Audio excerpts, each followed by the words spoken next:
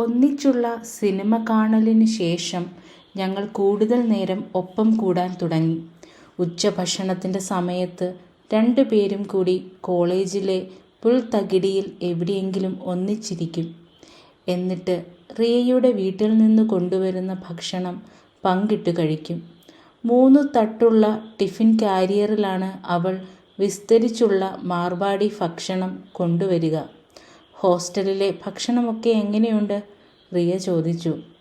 ഈ സൊമാനി കഫേയുടെ അടുത്തെങ്ങും വരില്ല, ഞാൻ പറഞ്ഞു. ഞങ്ങൾ കോളേജിൻ്റെ ചുവന്ന ഇഷ്ടിക കെട്ടിടത്തിന് നേരെ തിരിഞ്ഞിരിക്കുകയാണ്. തണുപ്പുകാലത്തെ സൂര്യൻ ഞങ്ങൾക്കു മാത്രമല്ല റിയയുടെ ടിഫിൻ കാരിയറിനും ചൂട് പകർന്നു. അവൾ കൊണ്ടുവന്ന 4 ചപ്പാത്തികളിൽ 3 എണ്ണവും ഞാൻ അകത്താക്കി. ഒപ്പം പാലക് ദാൽ ഏതാണ്ട് മുഴുവനും. മധുരമുള്ള ചൂർമ അവൾ തൊടുക പോലും ചെയ്യാറില്ല. ഞാൻ അത് ഒരു പ്ലാസ്റ്റിക് സ്പൂണ് കൊണ്ട് കഴിച്ചു തീർത്തു. മാധവ്, ഇയാളുടെ മുറിയൊക്കെ എങ്ങനെയുണ്ട്? റിയ ചോദിച്ചു. സാധാരണ ഹോസ്റ്റൽ മുറി പോലെ തന്നെ. കഷ്ടിച്ചൊപ്പിക്കാം. പുസ്തകങ്ങൾ, ബാസ്കറ്റ് ബോളുകൾ, കിടക്കവിരികൾ. ഇയാൾ മുറിയൊക്കെ വൃത്തിയാക്കി വയ്ക്കാറുണ്ടോ? ഞാൻ ഇല്ല എന്ന് തല കുലുക്കിക്കൊണ്ട് ചിരിച്ചു. അയ്യേ, മുറി വൃത്തിയാക്കാറില്ലേ? ആഴ്ചയിലൊരിക്കൽ. മോശം. ഈ ഉള്ളവന് താങ്കളെപ്പോലെ 1/2 ഡസൻ ജോലിക്കാരൊന്നുമില്ല മിസ് റിയ. എനിക്ക് ആ മുറി ഒന്ന് കാണണം.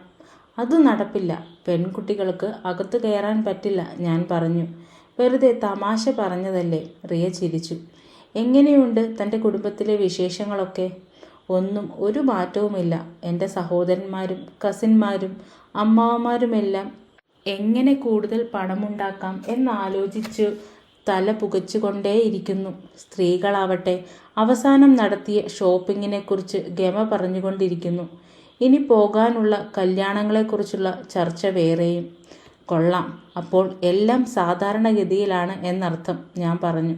പിന്നെ ഞാനൊരു ഗിത്താർ വാങ്ങി, റിയ പറഞ്ഞു. ഉഗ്രൻ. വീട്ടിൽ ഞാൻ ആരോടും മിണ്ടാറേയില്ല.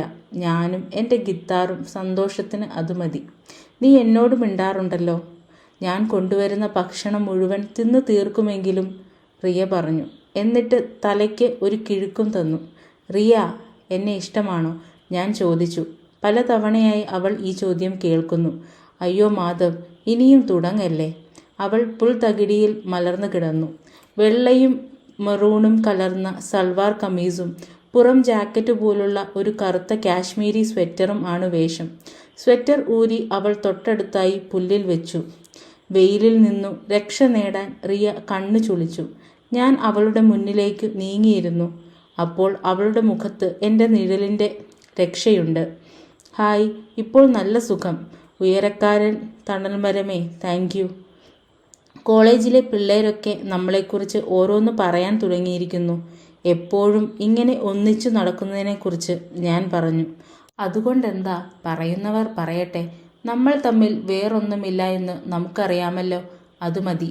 ഞാൻ പ്രതിഷേധത്തോടെ ദേഹം ഒരു വശത്തേക്ക് ചെരിച്ചു. അതോടെ വെയിൽ വീണ്ടും അവളുടെ മുഖത്തായി. ഏയ്, ഇതെന്തു പറ്റി?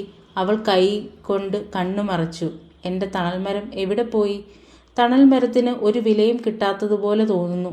എന്നുവച്ചാൽ എന്താ നമുക്കിടയിൽ ഒന്നുമില്ല എന്ന് പറയുന്നത്? ഞാൻ ചോദിച്ചു, ദേഹം ഒരു വശത്തേക്ക് ചെരിച്ചു പിടിച്ചുകൊണ്ട്. അങ്ങനെ ഉണ്ടാവണം എന്നുണ്ടോ? ആദ്യം നേരത്തെ ഇരുന്നതുപോലെ ശരിക്കൊന്നിരുന്നേ. അപ്പോൾ പിന്നെ ഇയാൾക്ക് കിറുക്കാണെന്ന് ആളുകൾക്ക് തോന്നില്ല. എൻ്റെ പാവം തൊലി വെയിലത്ത് കരുവാളിക്കുകയും ചെയ്യില്ല. ഞാൻ വീണ്ടും നിവർന്നിരുന്നു. ഇപ്പോൾ കുഴപ്പമില്ല. ഇനി എനിക്കൊരു തലയിണ കൂടി വേണം. ഏയ് മരം, ഒന്ന് അടുത്തേക്ക് നീങ്ങി വരൂ. അവൾ എൻ്റെ മടിയിൽ തലവെച്ച് കിടന്നു. നല്ല സുഖം. തലയിണ മരമേ, ഇനി പറയൂ, എന്താണ് നിനക്ക് വേണ്ടത്? കഴിഞ്ഞ 2 മാസമായി പല തവണയായി ഞങ്ങൾ തമ്മിൽ ഈ തർക്കം നടക്കുന്നു. ഈ വിഷയം വരുമ്പോൾ സൂത്രത്തിൽ ഒഴിഞ്ഞു മാറുന്നതിൽ റിയ വിദഗ്ധയായി കഴിഞ്ഞു. എന്തെങ്കിലും വിഡ്ഢിത്തം പറഞ്ഞ് തലയൂരും. ദാ ഇപ്പോൾ ചെയ്യുന്നത് പോലെ. നിന്റെ ആ സ്വെറ്റർ ഇങ്ങ് തരൂ, ഞാൻ പറഞ്ഞു. എന്തിനാ? ഇയാൾക്ക് തണുക്കുന്നുണ്ടോ? എൻ്റെ തലയിണ മരമേ, ഇത് പെണ്ണുങ്ങളിടുന്ന സ്വെറ്ററാ. റിയ കുലുങ്ങി ചിരിച്ചു. ഞാൻ അവളുടെ സ്വെറ്റർ എടുത്ത് എൻ്റെ തലവഴി മൂടിയിട്ടു. എൻ്റെ മുഖം അതിനുള്ളിലായി. എന്താടോ? റിയ ചോദിച്ചു. ഞാൻ ഒന്നും മിണ്ടിയില്ല. എൻ്റെ നീളൻ മരമേ, പിണങ്ങി മുഖം കൂർപ്പിക്കുകയാണോ? അപ്പോഴും ഞാൻ മിണ്ടാതിരുന്നു. അവൾ ആ സ്വെറ്റർ വലിച്ചടുപ്പിച്ചു. ഇപ്പോൾ ഞങ്ങൾ രണ്ടുപേരുടെയും മുഖങ്ങളും അതിനടിയിലാണ്. എന്താ പിണക്കക്കാരാ, എന്താ പ്രശ്നം? പ്രിയ ചോദിച്ചു. അവളുടെ മുഖം ഇപ്പോൾ ഞാൻ കാണുന്നത് തല കീഴായിട്ടാണ്, തൊട്ടടുത്ത്, വലുതായി. ഞാൻ മിണ്ടിയില്ല. അവൾ എൻ്റെ മുഖത്തേക്ക് ഊതി. എന്നിട്ടും ഞാൻ അനങ്ങിയില്ല. ഇതിപ്പോൾ കണ്ടാൽ എല്ലാവരും ഞെട്ടും, അവൾ പറഞ്ഞു. നമ്മുടെ മുഖങ്ങൾ സ്വെറ്ററിനടിയിൽ. അതൊക്കെ ആര് നോക്കാനാ? ഞാൻ പറഞ്ഞു. ഇയാളല്ലേ പറഞ്ഞത് എല്ലാവരും നമ്മളെപ്പറ്റി ഓരോന്ന് പറയുന്നുവെന്ന്? ഞാൻ ദേഷ്യത്തിൽ ഒന്ന് മുറുമുറുത്തു. റിയ ചിരിച്ചു. ഞാൻ ശരിക്കും ഉന്നം നോക്കി മുഖം താഴ്ത്തി. അവളുടെ മുഖം തലകുത്തനെയായിരുന്നെങ്കിലും ലക്ഷ്യം തെറ്റിയില്ല.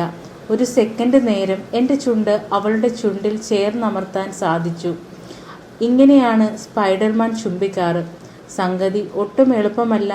ആരെങ്കിലും ആദ്യമായി ചുംബിക്കാൻ പോവുകയാണെങ്കിൽ ഈ രീതി പരീക്ഷിക്കേണ്ട എന്നേ ഞാൻ പറയും. റിയ പിടഞ്ഞു ചാടി എണീറ്റു. അവൾ ഉയരുന്നതിനിടെ ആ നെറ്റി എൻ്റെ താടിയിൽ ശക്തമായി ഇടിച്ചു. ഞാൻ നാവ് കടിച്ചുപോയി. ഹേയ്, ഇത് പറ്റില്ല, റിയ പറഞ്ഞു.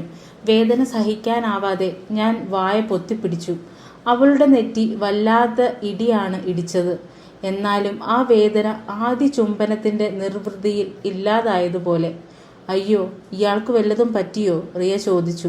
ഞാൻ മുഖം കൂർപ്പിച്ചു. നോക്കൂ, അറിയാതെ പറ്റിയതാ. എന്നാലും എന്താ ഈ കാട്ടിയത്? ഒരു ഉമ്മ, അത്ര തന്നെ.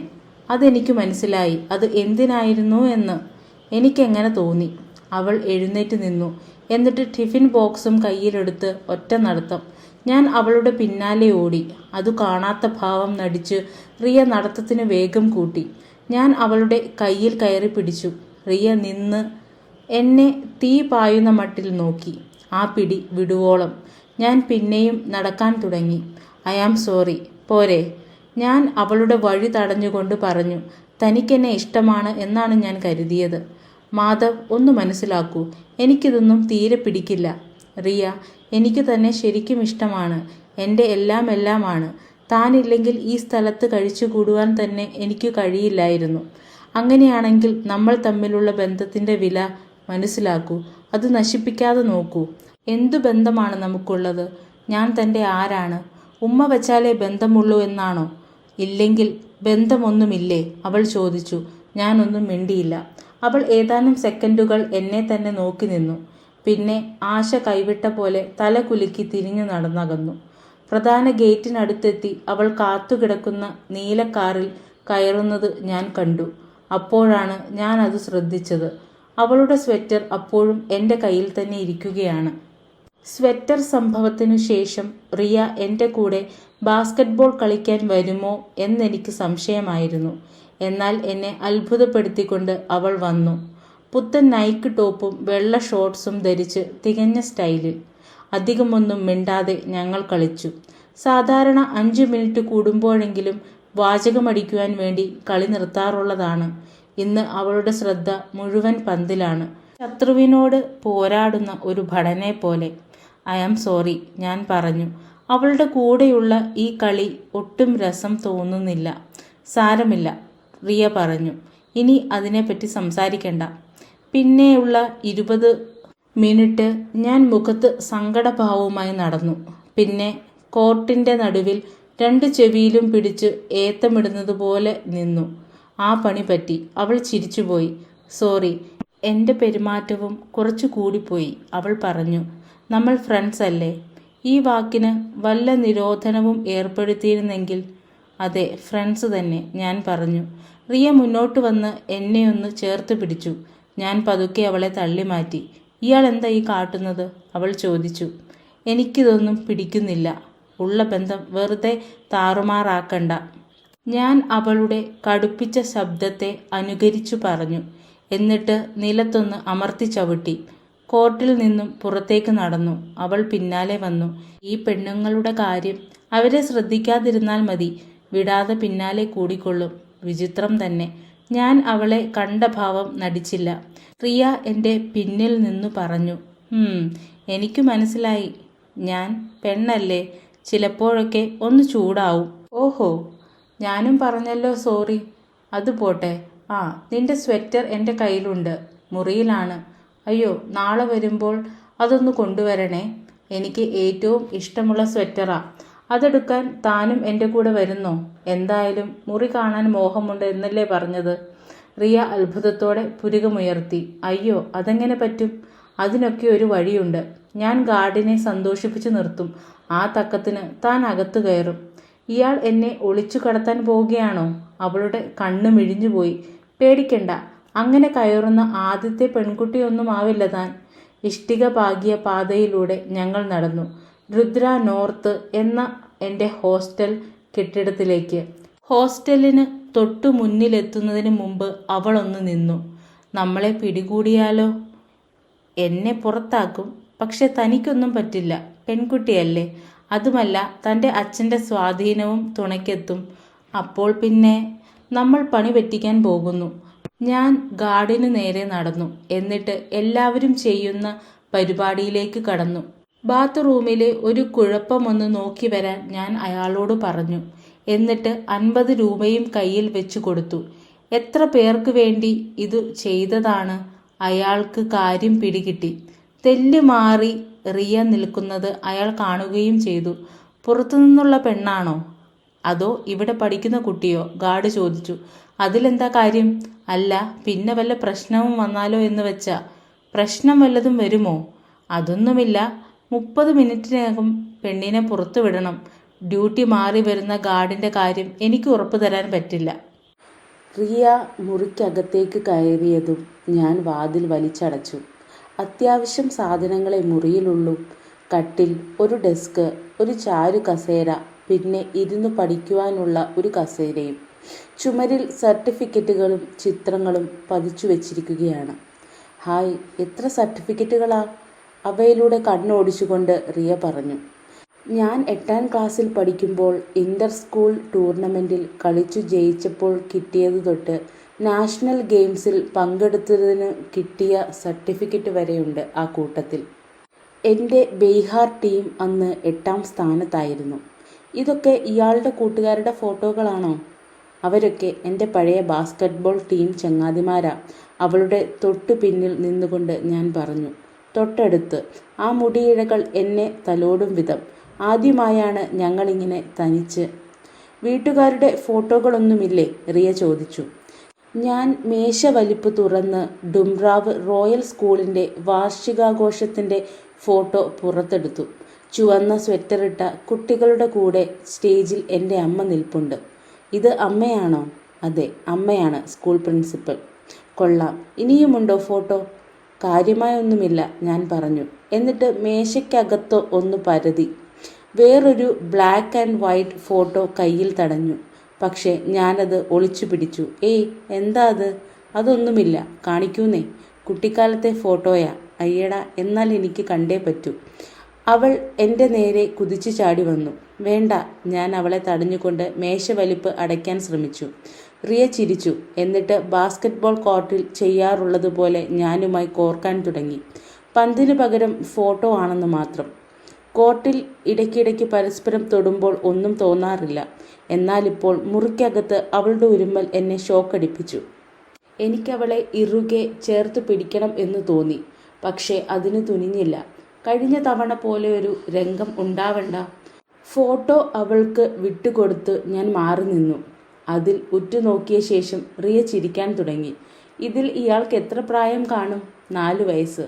ഞാൻ അച്ഛൻ്റെയും അമ്മയുടെയും കൂടെ ഹവേലിക്ക് പുറത്തു നിൽക്കുന്ന ഫോട്ടോ ആയിരുന്നു അത്. സാരിയും പാതി മുഖം മറയ്ക്കുന്ന ഘുംഘട്ട് എന്ന മുഖപടവുമാണ് അമ്മ ധരിച്ചിരിക്കുന്നത്. എൻ്റെ വേഷമാവട്ടെ കാര്യമായി വെറുമൊരു ബനിയൻ മാത്രം. റിയ കട്ടിലിരുന്നു. കൊലപാതക രഹസ്യം ചികഞ്ഞെടുക്കുന്ന ഒരു ഡിറ്റക്റ്റീവിനെ പോലെ അവൾ ആ ഫോട്ടോ സൂക്ഷ്മമായി പരിശോധിക്കുകയാണ്.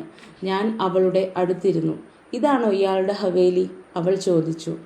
ഞാൻ അതെ എന്ന് തലകുലുക്കി. എന്തൊരു ഭംഗി! 15 വർഷം മുമ്പത്തെ ഫോട്ടോയാ. ഇപ്പോൾ എല്ലാം പൊളിഞ്ഞു വീഴാറായി. അവൾ ചിത്രം ഒന്നുകൂടി അടുത്തു പിടിച്ചു നോക്കി. പശ്ചാത്തലത്തിൽ ഒരു പശുവിനെ കാണാം. ഒരു മരച്ചുവട്ടിൽ 2 കുട്ടികൾ ഒരു വൃദ്ധനോടൊപ്പം ഇരിപ്പുണ്ട്. ഇവരൊക്കെ ആരാണാവോ? അവിടെ വല്ല ആവശ്യത്തിനും കയറി വന്നതാവും. ഞാൻ പറഞ്ഞിരുന്നില്ലേ, നാട്ടുകാർ സ്വന്തം പ്രശ്നങ്ങൾ പരിഹരിക്കാൻ ഞങ്ങളുടെ അടുത്തു വരാറുണ്ട്. അവരുടെ കണ്ണിൽ ഞങ്ങൾ ഇപ്പോഴും രാജാക്കന്മാരാണ്. എനിക്ക് ആ സ്ഥലമൊക്കെ ഒന്ന് വന്ന് കാണാൻ മോഹം തോന്നുന്നു. ഞാൻ ചിരിച്ചുപോയി. എന്തു പറ്റി? അവൾ തെല്ല് അത്ഭുതത്തോടെ ചോദിച്ചു. താനോ? ബീഹാറിലോ? അതെ, അതിനെന്താ? ഞാൻ തല കുലുക്കിക്കൊണ്ട് വീണ്ടും ചിരിച്ചു. എന്താ രാജകുമാര ഇത്ര വലിയ തമാശ? റിയ ചോദിച്ചു. എന്നിട്ട് എന്നെ ഇക്കിളിയാക്കി. ചുമ്മാതിരി, എനിക്ക് വല്ലാതെ ഇക്കിളിയാ, ഞാൻ പറഞ്ഞു, ചിരി അടക്കാനാവാതെ പുളഞ്ഞുകൊണ്ട്. ഇവിടുത്തെ ഈ കെട്ടിപ്പൂട്ടിയ ജീവിതം വിട്ട് എനിക്ക് എങ്ങോട്ടും വരാൻ പറ്റില്ല എന്നാണ് ഇയാളുടെ വിചാരം അല്ലേ? അവൾ എൻ്റെ വയറ്റത്ത് വിരൽ കൊണ്ട് കുത്തി. ഞാൻ അവളെ കടന്നു പിടിച്ച് എന്നോട് ചേർത്തു. ഏതാനും സെക്കൻഡ് കഴിഞ്ഞേ അവൾക്ക് കാര്യം പിടികിട്ടിയുള്ളൂ. ഹേയ്, അവൾ പറഞ്ഞു. എന്താ? അയ്യേ, എന്നെ കെട്ടിപ്പിടിക്കുന്നോ? ഹാവൂ, അത്രയെങ്കിലും മനസ്സിലായല്ലോ. ഞാൻ അവളുടെ കണ്ണുകളിൽ ഉറ്റുനോക്കി. അവൾ നോട്ടം തിരിച്ചില്ല. പെണ്ണുങ്ങളുമായി ഇടപെടുന്നതിൽ യാതൊരു മുൻപരിചയവുമില്ലെങ്കിലും ഇതൊരു നല്ല ലക്ഷണമാണെന്ന് ഞാൻ കണ്ടു. എന്തു മനസ്സിലായെന്നാ? റിയ ചോദിച്ചു. ഞാൻ മുന്നോട്ട് കുനിഞ്ഞു അവളെ ചുംബിക്കാൻ. അവസാന നിമിഷത്തിൽ അവൾ മുഖം തിരിച്ചുകൊണ്ട് ഉമ്മ ചെന്നു പതിച്ചത് കവിളത്താണ്. ഹേയ് മാധവ് ഛാ, നോക്കി പെരുമാറ്, അവൾ പറഞ്ഞു. ആ സ്വരത്തിൽ കടുപ്പമുണ്ടായിരുന്നു. എന്നാൽ കഴിഞ്ഞ ദിവസം പുൽത്തകിടിയിൽ വെച്ചു കാണിച്ച കോപമില്ല. ഞാൻ നോക്കി തന്നെയാണ് പെരുമാറിയത്. എനിക്ക് ചെയ്യാൻ തോന്നുന്നത് ഇതാണ്. ഈ ആൺപിള്ളേരൊക്കെ ഇതുപോലെയാ, അവൾ പറഞ്ഞു. എന്നിട്ട് എൻ്റെ കൈത്തണ്ടയിൽ നല്ലൊരടി തന്നു. അപ്പോൾ എല്ലാ ആൺപിള്ളേരെയും അറിഞ്ഞിട്ടുണ്ട് അല്ലേ? ഞാൻ പുരികമുയർത്തി. ഷട്ടപ്പ്. ഇനി ഞാൻ മറന്നു പോകുന്നതിന് മുമ്പ് ഒരു കാര്യം പറയാം. ഇയാളെ ഞാൻ ഒരു പാർട്ടിക്ക് ക്ഷണിക്കുന്നു. വെറുതെ വിഷയം മാറ്റണ്ട. ഒരേ വിഷയത്തിൽ തന്നെ പിടിച്ചു തൂങ്ങുകയും വേണ്ട, അവൾ പറഞ്ഞു. എന്നിട്ട് എൻ്റെ പിടിയിൽ നിന്നും വഴുതി മാറി കസേരയിൽ ചെന്നിരുന്നു. ഇവിടെ വരൂ എൻ്റെ അടുത്ത്, ഞാൻ പറഞ്ഞു. ഇല്ല സാറേ, ഇയാളെ എനിക്ക് വിശ്വാസമില്ല. ഇല്ലേ? താൻ എൻ്റെ ബെസ്റ്റ് ഫ്രണ്ട് അല്ലേ? പെരുമാറ്റം ഫ്രണ്ടിൻ്റേതല്ല എന്ന് മാത്രം, അവൾ പറഞ്ഞു. ഫ്രണ്ട് എന്ന വാക്കിന് പ്രത്യേക ഊന്നൽ കൊടുത്തുകൊണ്ട്. ഞാൻ മുഖം കൂർപ്പിച്ച് കാലുകൾ തൂക്കിയിട്ട് കിടക്കയിലേക്ക് മലർന്നു. പിന്നെ ബുക്ക് ഷെൽഫിൽ നിന്ന് ഒരു ബാസ്കറ്റ് ബോൾ എടുത്ത് ചെറുവിരലിൽ ഇട്ട് കറക്കാൻ തുടങ്ങി. ഇയാളെ ഒരു പാർട്ടിക്ക് ക്ഷണിക്കുന്നു എന്നാണ് ഞാൻ പറഞ്ഞത്. ശ്രദ്ധിച്ചു കേൾക്കുന്നുണ്ടോ? വിശ്വാസമില്ലാത്ത ഒരാളുടെ ശ്രദ്ധ എന്തിനാണ്? അടുത്ത ശനിയാഴ്ച എൻ്റെ വീട്ടിൽ വെച്ച്, ഔറംഗസേബ് റോഡിൽ 100-ാം നമ്പർ, റിയ പറഞ്ഞു, കൈപ്പത്തികൾ മടിയിൽ അമർത്തി വെച്ചുകൊണ്ട്. ഞാൻ കിടക്കയിൽ എഴുന്നേറ്റിരുന്നു.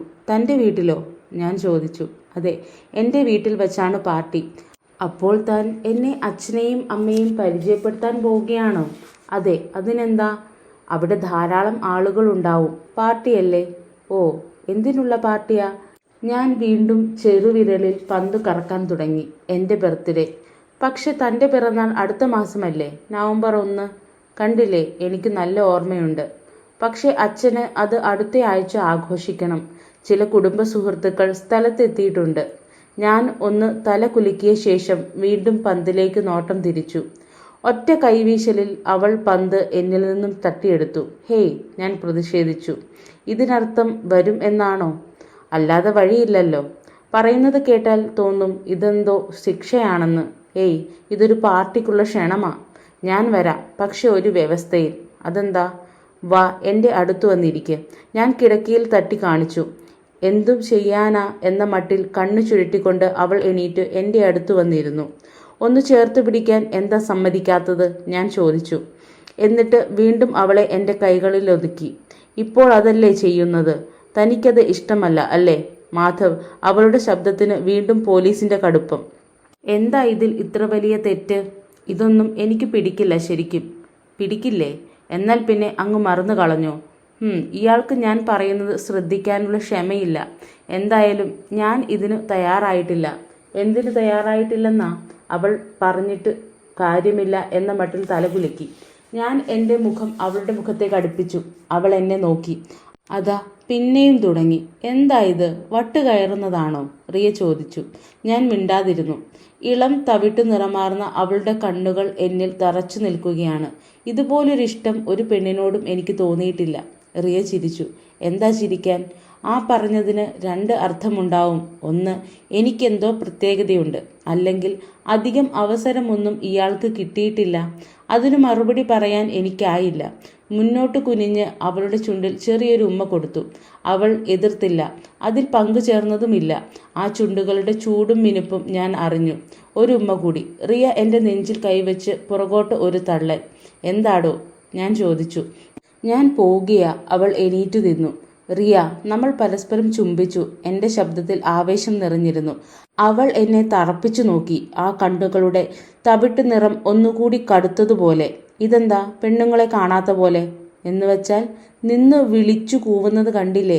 മിഠായിപ്പെട്ടി വീണു കിട്ടിയത് കുട്ടിയെപ്പോലെ. ആ, ഏതാണ്ട് അതുപോലെ തന്നെ. മിഠായിയേക്കാൾ ഉഗ്രനാണെന്ന് മാത്രം. ഭാഗ്യം, ഞാൻ ലോലിപോപ്പിനേക്കാൾ നല്ലതാണ് എന്ന് ഇയാൾക്ക് തോന്നുന്നുണ്ടല്ലോ. ഞാൻ ചിരിച്ചുപോയി. അപ്പോൾ നമുക്ക് ഡേറ്റ് ചെയ്യാം അല്ലേ? അവൾ എൻ്റെ കോളറിൽ കയറി പിടിച്ചു. മാധവ് ഛ, പെണ്ണുങ്ങളെ മനസ്സിലാക്കാൻ പഠിക്കൂ. വെറുതെ കാര്യം കുളമാക്കരുത്. മനസ്സിലായോ? എനിക്കൊന്നും മനസ്സിലായില്ല. ഓ, മനസ്സിലായി, ഞാൻ പറഞ്ഞു. ബൈ, എന്നെ പുറത്തു കൊണ്ടു ചെന്നാക്കൂ. ഞങ്ങൾ ശബ്ദമുണ്ടാക്കാതെ മുറിക്ക് പുറത്തിറങ്ങി. ഹോസ്റ്റലിൻ്റെ പുറം വാതിലിന് നേരെ നടന്നു. ഗാർഡിനു നന്ദി സൂചകമായി ഒരു സലാം നൽകി സ്ഥലം വിട്ടു. ജീവിതത്തിലെ ഏറ്റവും സന്തോഷമുള്ള കാര്യമായി ഞാൻ അതുവരെയും കണക്കാക്കിയിരുന്നത് ബീഹാർ സ്റ്റേറ്റ് ടീമിലേക്ക് സെലക്ഷൻ കിട്ടിയതാണ്. റിയയെ ചുംബിച്ചതോടെ സെലക്ഷൻ 2ാം സ്ഥാനത്തേക്ക് മാറി. ഹോസ്റ്റലിനകത്ത് പെണ്ണിനെ കൂട്ടിക്കൊണ്ടു വന്നോ? ആശു എൻ്റെ പുറത്തു തട്ടി. വല്ലാത്ത മുതല് തന്നെ മോനെ. ഹോസ്റ്റലിലെ കൂട്ടുകാർ എൻ്റെ മുറിയിൽ വാചകമടിക്കാൻ വന്നിരിക്കുകയാണ്. തടിയൻ ആശു ചാടി കയറിയിരുന്നപ്പോൾ കട്ടിലിൽ വല്ലാത്ത ശബ്ദത്തിൽ ഞരങ്ങി. അവൻ്റെ കനത്ത തട്ടു കാരണം പുറം വേദനിക്കുന്നുണ്ട്. ആശു, രമൺ, ശൈലേഷ് ഇവരായിരുന്നു രുദ്ര ഹോസ്റ്റലിൽ എൻ്റെ ഏറ്റവും അടുത്ത ചങ്ങാതിമാർ. റിയയ്ക്ക് എപ്പോഴും എൻ്റെ കൂടെ ഉണ്ടാവാൻ പറ്റില്ലല്ലോ. അവൾ ഇല്ലാത്തപ്പോഴെല്ലാം ഞാൻ ഇവരുടെ കൂടെയാവും. ഇക്കാര്യം നിങ്ങളെങ്ങനെ അറിഞ്ഞു? ഞാൻ ചോദിച്ചു. പെർഫ്യൂമിൻ്റെ മണം ഇപ്പോഴുമുണ്ടല്ലോ, രമൺ പറഞ്ഞു. ഏതോ കാർട്ടൂൺ സിനിമയിലെ കഥാപാത്രത്തെ പോലെ അവൻ മുറിയിൽ മൂക്കു വിടർത്തി മണം പിടിച്ചു കാട്ടി. എല്ലാവരും ചിരിച്ചുപോയി. ബീഹാറിൽ നിന്നും ജാർഖണ്ഡിൽ നിന്നുമായി വന്നവരാണ് ഞങ്ങൾ 4 പേരും. സെന്റ് സ്റ്റീഫൻസിൽ ധാരാളം കണ്ടുവരുന്ന തരം സ്റ്റൈലന്മാരല്ല ആരും. ഉദാഹരണത്തിന് ഭോജ്പൂരി സിനിമകൾ കാണാറുണ്ട് എന്ന് സെന്റ് സ്റ്റീഫൻസിൽ ആരും പറയാറില്ല. ഞങ്ങൾക്കാണെങ്കിൽ അവയോടാണ് പ്രിയം. ഹിന്ദി ഗാനങ്ങൾ ഞങ്ങൾക്കിഷ്ടമാണ്. 60കളിലെ മുഹമ്മദ് റാഫി മുതൽ ഇപ്പോഴത്തെ പ്രീതം വരെ. ഇംഗ്ലീഷ് ഗാനങ്ങൾ ഞങ്ങൾക്ക് പിടികിട്ടാറില്ല. കഷ്ടിച്ച് മൈക്കിൾ ജാക്സന്റെ ബീറ്റ് ഇറ്റ് വരെ ഒപ്പിക്കാം. ഇതൊന്നും ക്ലാസ്സിലെ മറ്റുള്ളവരുടെ അടുത്ത് സമ്മതിച്ചു കൊടുക്കാറില്ല എന്നതു വേറെ കാര്യം. പേരുകേട്ട വല്ല ഇംഗ്ലീഷ് സിനിമയെക്കുറിച്ച് ആരെങ്കിലും സംസാരിക്കുമ്പോഴും വല്ലവരും ഒരു റോക്ക് സംഗീത CD കൊണ്ടുവരുമ്പോഴും ഞങ്ങളെല്ലാം അറിയാവുന്ന മട്ടിൽ തലയാട്ടിയിരിക്കും. എന്നിട്ട് പറയും, യാ കൂൾ. മണ്ടത്തരം പറയാതെടാ. റേയും ഞാനും നേരെ ബാസ്കറ്റ്ബോൾ കോർട്ടിൽ നിന്നാ പോന്നത്. പെർഫ്യൂം ഒന്നും ഉണ്ടായിരുന്നില്ല, ഞാൻ പറഞ്ഞു. പെൺപിള്ളാരുടെ വിയർപ്പിന് പോലും പെർഫ്യൂമിൻ്റെ മണമാണ്, ശൈലേഷ് പറഞ്ഞു. ഞാൻ ബാസ്കറ്റ്ബോൾ എടുത്ത് അവൻ്റെ തലക്കിട്ട് ഒരു ഏറ് കൊടുത്തു. ചതുരൻ ഫ്രെയിമിലുള്ള അവൻ്റെ കണ്ണട നിലത്തേക്ക് പറന്നു. നിലവിളിച്ചുകൊണ്ട് അവൻ തലയിൽ അമർത്തിപ്പിടിച്ചു. എന്താടാ, എന്നെ കൊല്ലാൻ നോക്കുവാണോ? ശൈലേഷ് ചോദിച്ചു. ഞാൻ അവൻ്റെ കണ്ണടയെടുത്ത് മൂക്കിൽ തന്നെ ശരിക്കു വെച്ചു കൊടുത്തു. റിയയെക്കുറിച്ച് അങ്ങനെയൊക്കെ പറയുന്നത് നിർത്തിക്കോ. അയ്യടാ, ഒരു സംരക്ഷകൻ വന്നിരിക്കുന്നു. ഞങ്ങൾ 4 പേർക്കിടയിൽ ശൈലേഷിൻ്റെ ഇംഗ്ലീഷാണ് തമ്മിൽ ഭേദം. അവന് ഞങ്ങളെല്ലാവരെയും പോലെ ഹിന്ദി പറയാൻ തന്നെയാണ് ഇഷ്ടം. എന്നാൽ ഇംഗ്ലീഷിൽ പറയുമ്പോൾ ഒരു തനി സ്റ്റീഫൻസുകാരൻ ആണെന്നൊക്കെ തോന്നും. അപ്പോൾ നിങ്ങൾ രണ്ടാളും പ്രേമത്തിലാണല്ലേ? സംഗതി കത്തി കയറുകയാണല്ലോ, ശൈലേഷ് പറഞ്ഞു. എന്താടാ, ഞാൻ ചൊടിച്ചു. ആശു ചിരിച്ചു. അവൻ വെറുതെ നിന്നെ ചൂടാക്കിയതാടാ, രമൺ പറഞ്ഞു. എന്താടാ, വല്ലതും നടന്നോ? ആശു. ഞാൻ വെറുതെ ഒന്ന് ചുമൽ കുലുക്കി. പറയടാ, ആ BMW 5 സീരീസ് കാറുകാരി റിയ സൊമാനിയുമായി നീ വല്ലതും ഒപ്പിച്ചോ? കാര്യമൊന്നും നടന്നില്ല, ഞാൻ പറഞ്ഞു. ഇനിയെങ്കിലും ഒന്ന് നിർത്തുന്നുണ്ടോ? അവൾ നിന്റെ ഗേൾഫ്രണ്ട് ആണോ? ശൈലേഷ് ചോദിച്ചു. കോളേജ് മുഴുവൻ നിങ്ങളെക്കുറിച്ചാ സംസാരം. എനിക്കറിയില്ല, ഞാൻ പറഞ്ഞു. നിനക്കറിയില്ലേ? ആശു. അവൾക്കെന്തോ ഉറപ്പില്ലാത്തതുപോലെ. നിനക്കോ? ഞാൻ മിണ്ടാതിരുന്നു. എടാ, നീ അവളെ സ്നേഹിക്കുന്നുണ്ടോ എന്ന്. ഞാൻ ആശുവിനെ നോക്കി പുഞ്ചിരിച്ചു. എന്തൊരു മണ്ടൻ ചോദ്യമാണ് അവൻ ചോദിക്കുന്നത്. ഞാൻ സ്നേഹിക്കുന്നുണ്ടോ എന്നോ? ഭൂമി സൂര്യനെ വലം വയ്ക്കുന്നുണ്ടോ? രാത്രി കഴിഞ്ഞാൽ പകൽ വരുമോ? നിന്റെ കാര്യം ശരിക്കും പോക്കായി, മുഖം കണ്ടാലറിയാം, ആശു പറഞ്ഞു. അവൻ കിടക്കയിൽ അമർത്തിത്തട്ടി എല്ലാവരെയും കൂടെ ഇരിക്കാൻ ക്ഷണിച്ചു. 3 പേരും ഒന്നിച്ച് ഇരുന്നപ്പോൾ എൻ്റെ പാവം കട്ടിൽ ഞരങ്ങി. അവർ മുറിയുടെ മേൽത്തട്ടിൽ കണ്ണും നട്ടിരുന്നു. എന്നിട്ട് പ്രണയ വിഷയത്തിൽ വലിയ വിദഗ്ധന്മാരാണെന്ന മട്ടിൽ ഉപദേശങ്ങൾ തരാൻ തുടങ്ങി. ഈ തരത്തിൽപ്പെട്ട പെൺകുട്ടികളെ സൂക്ഷിക്കണം, രമൺ പറഞ്ഞു. എന്താ ഞാൻ ചൊടിച്ചുകൊണ്ട് പറഞ്ഞു. ഏതുതരം പെൺകുട്ടിയാണെന്നാ? ആ, നിന്റെ ഷൂ എൻ്റെ കിടക്കയിൽ നിന്ന് മാറ്റിക്കോ. ഞാൻ മേശപ്പുറത്ത് കയറിയിരുന്ന് വീണ്ടും ബാസ്കറ്റ്ബോൾ കയ്യിലാക്കി. ഈ പണക്കാരി പെണ്ണുങ്ങളെക്കുറിച്ചാ, രമൺ പറഞ്ഞു. അവർക്ക് നേരം പോവാൻ ഇങ്ങനെ ഓരോ കളിപ്പാട്ടം വേണം. വെറുതെ നീ പോയി കളിപ്പാട്ടമായി മാറണ്ട. കളിപ്പാട്ടമോ? ഞാനാണ് അവളുടെ ബെസ്റ്റ് ഫ്രണ്ട്. അതുമല്ല, റിയ മറ്റുള്ളവരെ പോലെയല്ല. കാശിൻ്റെ വിചാരമേ ഇല്ല. അവളുടെ അച്ഛൻ ആരാണെന്നറിയാമോ? കണ്ണട ശരിയാക്കിക്കൊണ്ട് ശൈലേഷ് ചോദിച്ചു. ഏതോ വലിയ മാർവാടി ബിസിനസ്സുകാരൻ അല്ലേ? ഞാൻ പറഞ്ഞു. സൊമാനി ഇൻഫ്രാസ്ട്രക്ചർ എന്ന് കേട്ടിട്ടുണ്ടോ? നിന്റെ പെണ്ണിൻ്റെ അച്ഛനും സഹോദരനും 500 കോടി മതിപ്പുള്ള ബിസിനസ്സാണ് നടത്തുന്നത്, ശൈലേഷ് പറഞ്ഞു. ആശുവും രമണും സ്വയം അറിയാതെ ചൂളം വിളിച്ചുപോയി. 500 കോടിയോ? രമൺ ചോദിച്ചു. പിന്നെ ഈ പെണ്ണെന്തിനാ ഇവിടെ തിരിഞ്ഞു കളിക്കുന്നത്? എന്തിനാ ഇങ്ങനെ മിനക്കെട്ട്? പഠിക്കേണ്ട വല്ല കാര്യവുമുണ്ടോ? ഞാൻ ഒരു കുഷ്യൻ എടുത്തു രമണിനെ എറിഞ്ഞു. ശരിക്കും വിവരം കെട്ട ഝാർഖണ്ഡുകാരൻ തന്നെ. നാട്ടിലുള്ള പട്ടിക്കാട്ടുകാരെ പോലെ തന്നെ. എടോ, ഒരാൾക്ക് പഠിക്കാൻ വേറെയും കാരണമുണ്ടായിക്കൂടെ? എന്തുട്ട് കാരണം? ആശു എൻ്റെ നേരെ കഴുത്തു നീട്ടിക്കൊണ്ട് ചോദിച്ചു. റിയ സ്വയം മനസ്സിലാക്കാൻ ശ്രമിക്കുകയാണ്. അവളുടെ സ്വപ്നങ്ങൾ, താല്പര്യങ്ങൾ, മോഹങ്ങൾ. ഓഹോ, ഇതുപോലെ നിന്റെ സ്വപ്നങ്ങൾ അവൾക്കും അറിയാമോ? ഹോസ്റ്റൽ മുറിയിലെ തല്ലിപ്പൊളി കട്ടിലിൽ പിടിച്ചു കിടത്താൻ ശ്രമിക്കുന്ന ബെസ്റ്റ് ഫ്രണ്ട് അല്ലേ നീ? കട്ടിൽ ഞരങ്ങുന്ന ശബ്ദം കേൾപ്പിക്കാൻ വേണ്ടി ആശു ഇരുവശത്തേക്കും ആടി. എല്ലാവരും ചിരിച്ചുപോയി. മിണ്ടാതിരിയടാ ബാസ്റ്റേഡ്, ഞാൻ പറഞ്ഞു. എനിക്ക് വേണ്ടത് ശരിക്കുള്ള ഉപദേശമായിരുന്നു. എന്താണ് എൻ്റെ ജീവിതത്തിൽ സംഭവിക്കുന്നത് എന്ന് തിരിച്ചറിയാൻ. റിയ എന്നെ വീട്ടിലേക്ക് ക്ഷണിച്ചിട്ടുണ്ട് അവളുടെ ബർത്ത്ഡേ പാർട്ടിക്ക്. 3 പേരും അത് കേട്ട് നിവർന്നിരുന്നു. ഞങ്ങളും വരട്ടെ? ആശു ചോദിച്ചു. പറ്റില്ല. നിന്നെക്കൊണ്ട് എന്തിനു കൊള്ളാം, രമൺ പറഞ്ഞു. കാര്യം അതല്ല. ഞാൻ പോണോ അതോ? എന്ത് പോവാതെ പിന്നെ? രമൺ പറഞ്ഞു. നീ പോയേ പറ്റൂ. എവിടെയാണ് അവളുടെ താമസം? ഔറംഗസേബ് റോഡ്. എവിടെയാണത്? ഏറ്റവും വലിയ പണക്കാർ താമസിക്കുന്ന ഒരു ഭാഗം, ലുറ്റിയൻസ്, ഡൽഹിയിൽ. കണ്ടില്ലേ, അതാണ് പോണോ പോണ്ടയോ എന്ന് ഞാൻ ചോദിക്കുന്നത്. എന്താ പോയാൽ? അവിടെ മുഴുവൻ അവളുടെ കൂട്ടുകാരാവും. എല്ലാവരും എന്നെ കാണുകയും ചെയ്യും. നിനക്കെന്താ അതിൽ പേടിയുണ്ടോ? ആശു ചിരിച്ചു. ഞാനായിരുന്നെങ്കിലും പേടിക്കും. നിർത്തട തടിയ, ശൈലേഷ് പറഞ്ഞു. കേൾക്ക്, നീ പോണം. ആ പെണ്ണുമായി അടുക്കണം എന്ന് മോഹമുണ്ടെങ്കിൽ എന്നെങ്കിലും അവളുടെ ആൾക്കാരെ കണ്ടല്ലേ പറ്റൂ. അവർ എന്നെ അളന്നു തൂക്കി നോക്കും. അവരെ പോലെ ഉടുത്തൊരുങ്ങാനും സ്റ്റൈലിൽ സംസാരിക്കാനും ഒന്നും എനിക്ക് പറ്റില്ല. നോൺസെൻസ്. നല്ലൊരു വെള്ള ഷർട്ട് ഇടണം, അത്ര തന്നെ. വേണമെങ്കിൽ ഞാൻ കടം തരാം, ശൈലേഷ് പറഞ്ഞു. ഞാൻ ഒന്നും മിണ്ടിയില്ല. കാര്യം ഇപ്പോഴേ തീർക്കുന്നതാ നല്ലത്. തടി ഊരാമല്ലോ. തെല്ലു നേരെ നിശബ്ദതയ്ക്കു ശേഷം രമൺ പറഞ്ഞു. എന്താ ആ പറഞ്ഞതിനർത്ഥം? ഞാൻ ചോദിച്ചു. എൻ്റെ തമ്പ്രാനെ, ആ പെണ്ണിൻ്റെ കാശുകാരായ മാർവാടി വീട്ടുകാർ ഒരു നാട്ടിൻ പുറത്തുകാരനെ സ്വീകരിക്കാൻ പോകുന്നില്ല. ഇക്കാര്യം നിനക്കും എനിക്കും ഈ പഹയന്മാർക്കും എല്ലാം അറിയാവുന്നതല്ലേ, രമൺ പറഞ്ഞു. പക്ഷേ നമ്മുടെ ചെക്കൻ സ്റ്റേറ്റ് ലെവൽ ബാസ്കറ്റ്ബോൾ കളിക്കാരനാണ്. സെൻറ്റ് സ്റ്റീഫൻസ് കോളേജിലെ വിദ്യാർത്ഥിയുമാണ്. അതിനൊക്കെ വിലയില്ലേ, ശൈലേഷ്? രമൺ വെറുതെ ഒന്ന് ഇളിച്ചു കാട്ടി. എന്നാലും ബീഹാറിലെ പാടത്തു നിന്ന് എണീറ്റു വരുന്നതല്ലേ. ഞാനൊന്ന് വിറച്ചു. ഒരു കൂറ്റൻ ബംഗ്ലാവിലിരുന്ന് എന്നെ അളന്നു തൂക്കി എടുക്കുന്ന ധനികനായ അച്ഛനമ്മമാരുടെ ചിത്രം എൻ്റെ മനസ്സിൽ മിന്നിമറഞ്ഞു. നീ വെറുതെ അവൻ്റെ ധൈര്യം കെടുത്തല്ലേ, ആശു പറഞ്ഞു. നാശം പിടിക്കാൻ. അവന് അവളെ ഇഷ്ടമാണ്, ശരിയല്ലേ? അതുകൊണ്ട്? രമൺ ചോദിച്ചു. അവൾ അവൻ്റെ മുറിയിൽ വരികയും ചെയ്തു ഇല്ലേ, ആശു പറഞ്ഞു. മാധവ്, നീ ഒരു ബീഹാറിയാണ് എന്ന് ശരിക്കും അറിഞ്ഞുകൊണ്ട് തന്നെയല്ലേ അവൾ മുറിയിൽ വന്നത്? അവൾക്ക് ബീഹാർ കാണണമത്രേ. ഞാൻ പറഞ്ഞു. അങ്ങനെ വരട്ടെ, ആശു പറഞ്ഞു. രമൺ കണ്ണു ചുഴറ്റി കാണിച്ചു. പാർട്ടിക്ക് പോയി വാടാ.